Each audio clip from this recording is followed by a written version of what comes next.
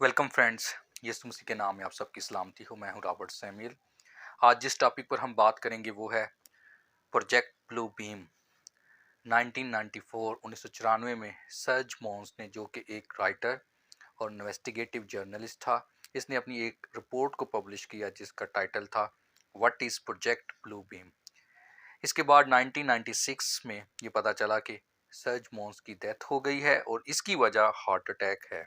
हालांकि ये बताया जाता है कि सर्ज की कोई प्रीवियस हार्ट प्रॉब्लम की हिस्ट्री मौजूद नहीं थी। इसका मतलब ये है कि जो सारी चीज़ें मैं आज आपसे डिस्कस करने को जा रहा हूँ ये सच हैं और इसके पीछे बहुत मेहनत और रिसर्च हुई है। और जिस बंदे की ये रिसर्च है उसको अपनी जान की कुर्बानी भी देनी पड़ी है ताकि सच लोगों के सामने आ सके। और खुदा भी यही चाहता है कि आप लोगों तक ये सच पहुंचे ताकि आप लोग भी मेंटली, फिजिकली और स्पिरिचुअली तौर पर अपने आप को उस वक्त के लिए तैयार कर सकें जो कि जल्द आने वाला है। तो आए फिर हम आगे बढ़ते हैं और देखते हैं कि प्रोजेक्ट ब्लू बीम क्या है। सर्च के मुताबिक ये प्रोजेक्ट 4 स्टेप्स पर मुश्तमिल है और इसको नासा और यूनाइटेड नेशंस ने मिलकर डिज़ाइन किया है। और इस प्रोजेक्ट को डिज़ाइन करने के अल्टीमेट गोल्स ये हैं। पहला, क्रिएटिंग न्यू एज रिलीजन। दूसरा, revealing anti Christ on world. तीसरा, to start a new world order dictatorship. और अगर आप न्यू वर्ल्ड ऑर्डर के बारे में जानना चाहते हैं तो मैं पहले से 2 वीडियोस अपने चैनल पर पोस्ट कर चुका हूं जिनमें न्यू वर्ल्ड ऑर्डर के बारे में डिटेल से बताया गया है। लेकिन यहाँ पर मैं आप सबको ये ज़रूर बताना चाहता हूँ कि it is a real on going stannic project. और खुदा के कलाम के मुताबिक ये वो मुसीबत के 7 साल हैं जो खुदा की तरफ से इब्लीस यानी शैतान को मिलने हैं और इसको पूरी दुनिया पर इख्तियार दिया जाना है। और इसका जिक्र हमें दानियल नबी की किताब में मिलता है। आए हम बढ़ते हैं प्रोजेक्ट ब्लू बीम के पहले स्टेप की तरफ, destroy religion. The first step concerns the breakdown of all archaeological knowledge. It deals with this setup with artificially created earthquakes at certain precise locations on the planet where supposedly new discoveries will finally explain to all people the error of all fundamental religious doctrines. इसके मुताबिक या इसका मतलब ये है कि पूरी दुनिया में आर्टिफिशली अर्थक्वेक्स यानी कि पंचाल जो उनसे हैं पैदा किए जाएंगे। और जब सारी दुनिया में खौफ फैल जाएगा तो ये डिस्कवरी सामने आएंगी कि दुनिया के तमाम मज़ाहब, जितने भी रिलीजन्स हैं, वो गलत हैं। और लोगों को इस बात पर यकीन करवाया जाएगा कि जितने भी मजहबी अकीदे हैं उन सब को सदियों से मिसअंडरस्टूड और मिस इंटरप्रेटेड किया गया है। और दुनिया के तमाम मज़ाहब को गलत साबित करने के लिए प्रूफ ये दिया जाएगा कि जितने भी साइंटिस्ट्स और आर्कियोलॉजिस्ट्स हैं वो ये कहेंगे कि इस अर्थक्वेक के बाद ज़मीन में दफन बहुत से पुरस्कार राज सामने आ गए हैं। और फॉल्स प्रूफ्स से ये साबित किया जाएगा कि दुनिया के तमाम मज़ाहब और अकीदों को मिसअंडरस्टूड और मिस इंटरप्रेट किया गया है। इस तरह नया मज़हब या अकीदा जो कि न्यू एज रिलीजन होगा उसको दुनिया के सामने लाया जाएगा। आए हम बढ़ते हैं इसके सेकंड स्टेप की तरफ, holograms, fake UFOs and demonic possessions. The second step involves a gigantic space show with three-dimensional optical holograms and sounds, laser projections of multiple holographic images to different parts of the world, each receiving a different image according to the predominating regional national religious faith. इसका मतलब ये है कि second step में आसमान पर बहुत बड़े लेवल पर एक स्क्रीन चलाई जाएगी जिसमें 3 डायमेंशनल ऑप्टिकल होलोग्राम और साउंड्स को इस्तेमाल किया जाएगा और लेज़र प्रोजेक्शन और मल्टीपल होलोग्राफिक इमेजेस को दुनिया के मुख्तलिफ हिस्सों में शो किया जाएगा। और जिस जगह जिस मज़हब की अक्सरियत होगी उसके मुताबिक वहाँ पर स्पेस शो होगा ताकि लोगों को उनके मजहबी बिलीव्स के मुताबिक धोखा दिया जा सके। There are two different aspects of step 2.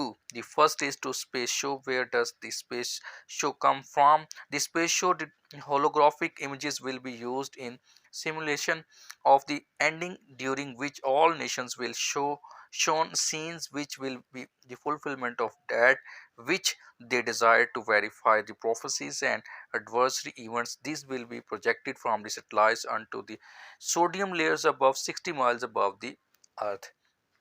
इसके 2 पहलू हैं। पहला ये कि इस स्पेस शो के ज़रिए साबित किया जाएगा कि सब कुछ रियल है और हकीकत है, और इस स्पेस शो में आप उन सारी पेशन गोइयों को भी पूरा होता हुआ देखेंगे जिनका ज़िक्र इल्हामी किताबों में है, ताकि जैसा यीशु मसीह ने कहा कि अगर मुमकिन हो तो बरगज़ीदा भी गुमराह हो जाएंगे, यानी बड़े-बड़े दीन के आलम भी धोखा खा जाएंगे और गुमराह हो जाएंगे। इस स्पेस शो को ज़मीन से 60 माइल 60 मील ऊपर सैटेलाइट्स के ज़रिए कंट्रोल किया जाएगा, और इस सारे स्पेस शो का मकसद ये होगा कि दुनिया के सामने एक नया मसीहा लाया जाए, जो कि न्यू एज रिलीजन का मसीहा लॉर्ड मार्टिया होगा, जो कि यहूदियों के लिए मसीहा, क्रिश्चियंस के लिए जीसस यीशु मसीह, मुसलमानों के लिए इमाम मेहदी, और बुद्धिस्ट के लिए पांचवा बुद्धा, और हिंदुओं के लिए कृष्णा होगा। और ये मसीहा जो कि एंटी क्राइस्ट होगा, लोगों को एक्सप्लेन करेगा कि जितने भी मज़ाहिब हैं उनको मिसअंडरस्टूड और मिस इंटरप्रेट किया गया है, इसलिए भाई भाई के खिलाफ है और कौमें कौमों के खिलाफ हैं,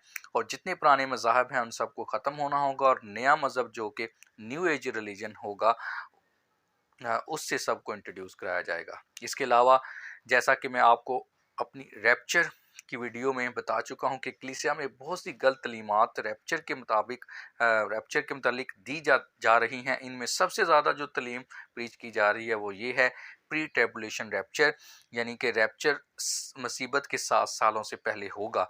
इसलिए वो सारे लोग जिन्होंने गलत तलीम हासिल की होगी वो इस वक्त धोखा खाएंगे, क्योंकि बहुत से लोगों का आर्टिफिशियल रैप्चर भी किया जाएगा, और इन लोगों के पास ऐसी टेक्नोलॉजी भी है जिससे आर्टिफिशियल रैप्चर भी कर सकते हैं, और इसके अलावा डिमोनिक पोजेशंस के ज़रिए भी आर्टिफिशियल रैप्चर किया जा सकता है, और इस तरह बहुत से लोगों को गुमराह किया जाएगा और लोग इनके जाल में फंस कर मार्क ऑफ बीस्ट भी ले लेंगे।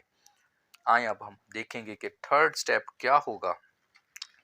टेलीपॉथ telepathic electronic two way communication. The third step is Blue Beam project that goes along with the telepathic and electronically augmented two-way communication where ELF, VLF and LF waves will reach each person from within his or her own mind, convincing each of them that their own God is speaking to them from the very depths of their own soul. इसका मतलब ये है कि telepathic and electronically augmented two way communications के जरिए anti Christ हर उस शख्स से बात करेगा जिसने मार्क ऑफ बीस्ट जो कि एक छोटी सी चिप जो कि एक छोटी सी RFID चिप होगी उसको अपने दाहिने हाथ या दिमाग में इम्प्लांट करवाया होगा, और हर वो शख्स जिसने मार्क ऑफ बीस्ट ली होगी ऐसा महसूस करेगा जिस तरह उसका खुदा उसकी रूह से बात कर रहा है। आइए हम पहले इस वीडियो को देखते हैं। आप देख रहे हैं कि ये मार्क ऑफ बीस्ट है जिसको फ्यूचर में स्मार्ट मार्क के नाम से जो है इंट्रोड्यूस कराया जाएगा, और ये नेटफ्लिक्स के कार्टून है आर्मस्ट्रॉन्ग के नाम से जो 2018 में नेटफ्लिक्स पर इनको शाया किया गया, और इसमें ये बच्चों की प्रेडिक्टिव माइंड प्रोग्रामिंग की जा रही है मार्क ऑफ बीस्ट के लिए, जिसको स्मार्ट मार्क कहकर जो है ना लोगों को धोखा दिया जाएगा फ्यूचर में, और ये बिल्कुल फ्री जो है ना लोगों को लगाया जाएगा, और इसमें सारी चीज़ें आपकी होंगी, आपकी जितनी भी सेल परचेज है, जो वॉलेट है वो भी इसी में होगा, और इसके अलावा आपका मोबाइल फ़ोन, आपकी सारी चीज़ें जो सी हैं एक ही इस डिवाइस के साथ जो कि आपकी बॉडी के साथ जो से लिंक कर दी जाएगी उसमें डाल दी जाएगी। और ये आप देख सकते हैं कि यहाँ पर ये वो जो है डिवाइस यूज़ करने वाले हैं, और इन्होंने अपने आप को सेव किया है जो कि इलेक्ट्रोमैग्नेटिक डिवाइसेस यूज़ करेंगे, और ये जो बूस्टर हैं उनके जरिए 6G बूस्टर जो पूरी दुनिया में लगाए जा रहे हैं, उन बूस्टर्स के ज़रिए इन इलेक्ट्रॉनिक वेव्स को जो है लोगों को टॉर्चर करने के लिए यूज़ किया जाना है। और ये देखें जब अब जो भी वो मैसेज कर रहा है, जो एंटी क्राइस्ट मैसेज करेगा, वो जितने लोगों ने वो मार्क ऑफ बीस्ट लिया होगा उन सबको वो मैसेज ऐसे मिलेगा जैसे कोई उनके अंदर से कोई रूह उनसे बात कर रही है। तो इसी तरह फ्यूचर में ये सब कुछ पहले से इन कार्टून्स के ज़रिए भी बता दिया गया है कि ऐसा होने वाला है। ये सारा कुछ सेल परचेज आपकी जो है ना उस मार्क ऑफ बीस्ट के ज़रिए हो रहा है, और जो इसको नहीं लेगा वो सर्वाइव नहीं कर सकेगा, और ये वही लोग होंगे खुदा के जो नहीं लेंगे और वो सर्वाइव करेंगे जिनका यीशु मसीह पर ईमान होगा और जिनका जो रिलेशन होगा पर्सनल वो यीशु मसीह के साथ होगा, वो लोग उस वक्त में सर्वाइव करेंगे। बाकी सारे लोग जो हैं इस जाल में फंस जाएंगे और जिनको मार्को बीस्ट लग जाएगा वो फिर अबलीस के साथ और उस एंटी क्राइस्ट के साथ और उस झूठे नबी के साथ आग और गंधक की झील में जाने वाले हैं। ये एडवाइस है जिसके ज़रिए सारी वेव्स जो हैं ना लोगों को टॉर्चर किया जाएगा मेंटली और फिजिकली तौर पर भी।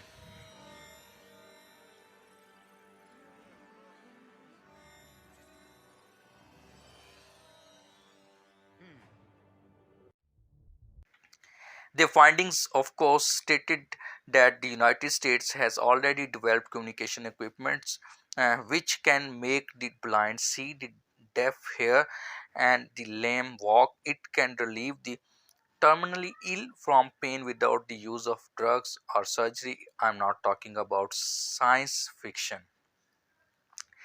सर्च के मुताबिक यूनाइटेड नेशंस के पास ऑलरेडी ये टेक्नोलॉजी या कम्युनिकेशन इक्विपमेंट हैं जिनके ज़रिए अंधे देखेंगे और बहरे सुनेंगे और लंगड़े चलेंगे और बहुत से लोगों की बीमारियां भी ठीक कर दी जाएंगी। और सब कुछ मेडिकल साइंस के ज़रिए नहीं होगा बल्कि ये वो इख्तियार है जो एंटी क्राइस्ट और उसके झूठे नबी को दिया जाना है, जिसका जिक्र हमें मत्ती की मार्फत लिखी गई खुदा यीशु मसीह की इंजील उसका 24 बाब और उसकी 24 और 25 आयत में मिलता है। यहाँ पर यूं मरकूम है, क्योंकि झूठे मसीह और झूठे नबी उठ खड़े होंगे और ऐसे बड़े निशान और अजीब काम दिखाएंगे, अगर मुमकिन हो तो बरगजीदों को भी गुमराह कर लें।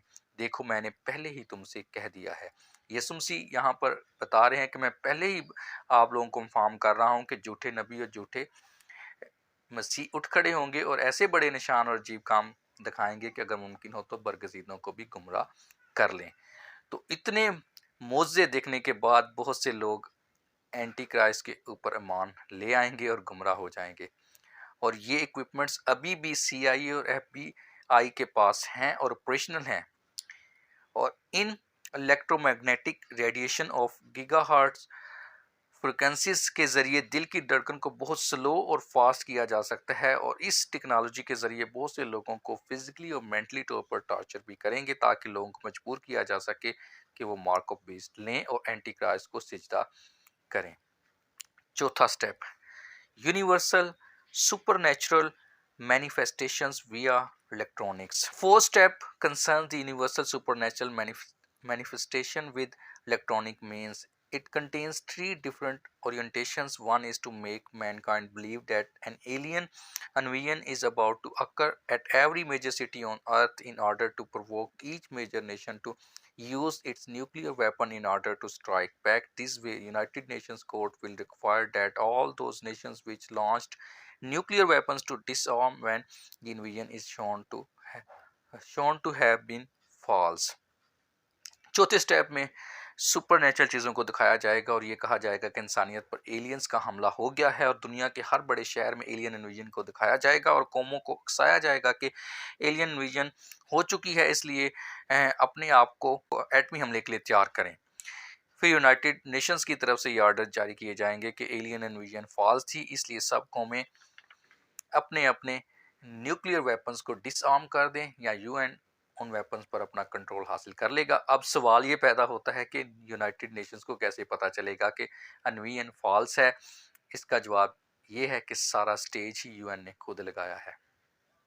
कि अमेरिका का सदर, साबका सदर रोनाल्ड रीगन ये बात कह चुका है यूनाइटेड नेशंस के अंदर, ये स्पीच में वो बात कह चुका है कि अगर हमें अपने प्लैनेट के बाहर से, अगर हमारे यूनिवर्स के बाहर से अगर किसी एलियन थ्रेट का हमें सामना करना पड़े तो हमारे आपस के डिफरेंसेस जो हैं तमाम कौमों के क्या होंगे, गायब हो जाएंगे और हम सब एक हो जाएंगे, यानी कि न्यू वर्ल्ड ऑर्डर को लगाना आसान होगा। आप पहले वो स्पीच सुने फिर इस पर बात करते हैं। In our obsession with antagonisms of the moment, we often forget how much unites all the members of humanity. Perhaps we need some outside universal threat to make us recognize this common bound. I occasionally think how quickly our differences worldwide would vanish if we were facing an alien threat from outside this world. If we were facing an alien threat from outside this world. If we were facing an alien threat from outside this world. The second is to make Christians believe that the rapture is going to occur with the supposed divine intervention of an alien civilization coming to rescue earthlings from a savage and merciless demon.